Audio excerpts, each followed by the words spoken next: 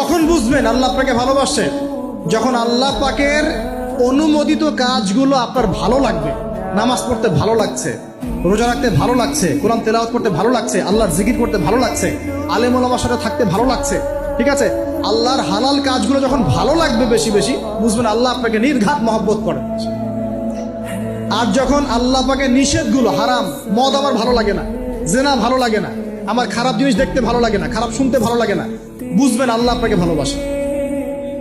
আর যখন দেখবেন খারাপের পিছনে আপনার ঝোঁক বেশি, দুর্নীতি করতে ভালো লাগে, সুদ খাইতে ভালো লাগে, ঘুষ খাইতে ভালো লাগে, কাউকে ঠকাইলে মনে হয় আমি স্মার্ট হয়ে গেল, হ্যাঁ, মানুষের টাকা আত্মসাৎ করতে ভালো লাগে, নামাজ না পড়ে ঘুম দিতে ভালো লাগে, ঠিক আছে, রমজান মাসে বিড়ি টানতে ভালো লাগে, ঠিক আছে, মেয়ের সাথে যে টাঙ্কি মারতে ভালো লাগে, তখন বুঝবেন যে আল্লাহ আপনাকে এখনো ভালোবাসেন, বা আপনি আল্লাহর ভালোবাসা পাওয়ার যোগ্যতা হারিয়ে ফেলেছেন।